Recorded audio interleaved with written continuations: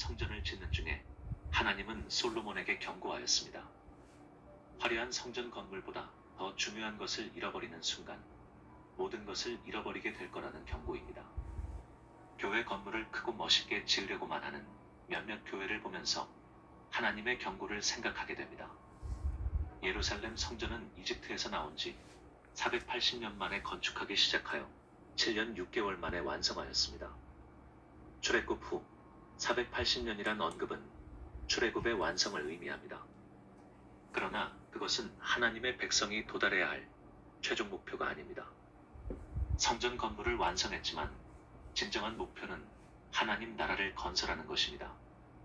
그렇지 않으면 이 웅장하고 화려한 건물도 무용지물이 될 것입니다. 열왕기서 저자는 솔로몬 성전의 화려함을 기록하였습니다. 다윗이 모은 금 10만 달란트와 은 100만 달란트와 녹과 철을 다 사용했습니다. 열왕기서는 이렇게 기록하였습니다.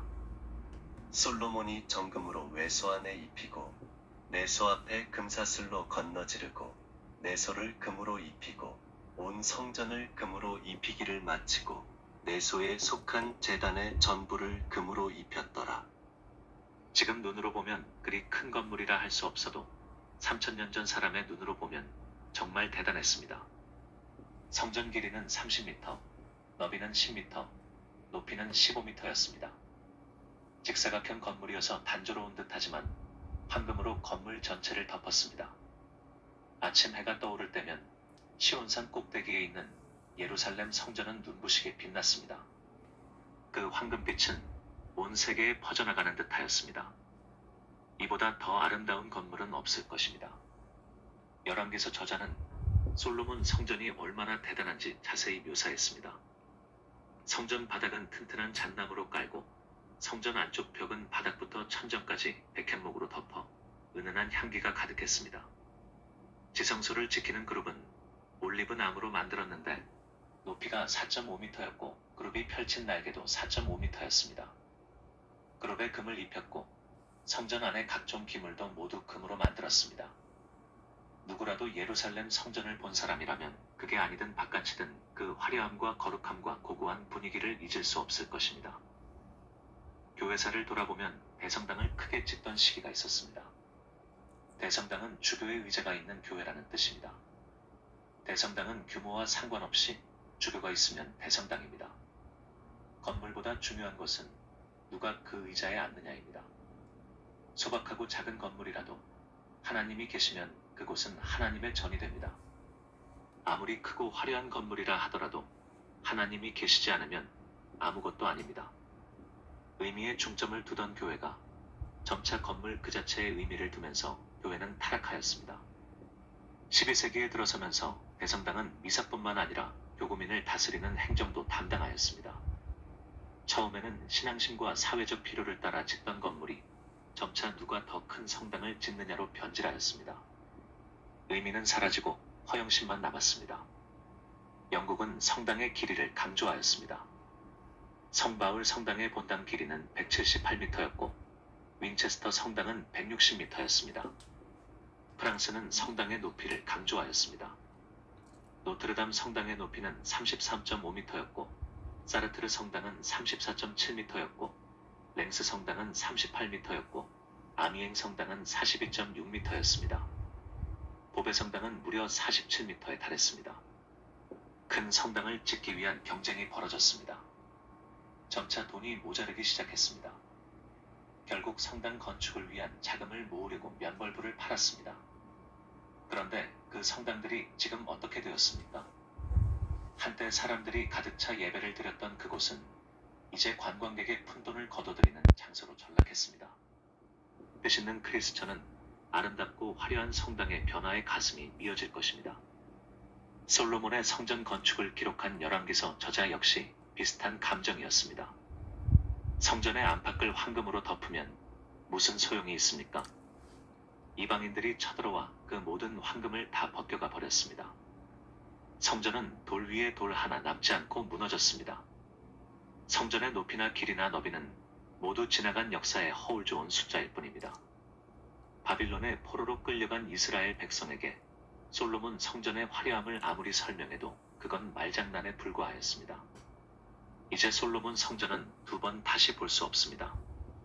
이스라엘 백성이 피와 땀과 눈물과 정성을 모두 담아 만든 그 성전은 무너졌습니다. 하나님께서 약속하신 땅도 다 뺏겼습니다. 열왕기서 저자는 아픈 역사를 기록하면서 이유와 목적을 찾았습니다. 단지 과거 조상이 아름답고 멋진 건물을 지었다고 말하는 건 의미 없습니다. 하나님을 만나고 교제하던 성전은 왜 무너졌을까? 우리가 정성을 쏟고 헌금하여 지은 성전은 왜 허물어졌을까? 열왕기서 저자의 가장 큰 고민이었습니다. 그들은 아름답고 웅장하고 화려하고 큰 건물을 지어 바치면 하나님이 기뻐하실 줄 생각했습니다. 건물 전체를 황금으로 덮으면 하나님이 영광 받으실 줄 알았습니다. 그러나 그건 아니었습니다. 사람은 기뻐할지 모르지만 하나님의 관심은 다른 곳에 있었습니다.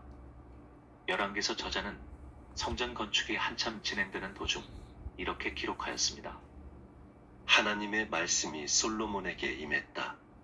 내가 짓고 있는 이 성전에 관해 알아야 할 중요한 것이 있다.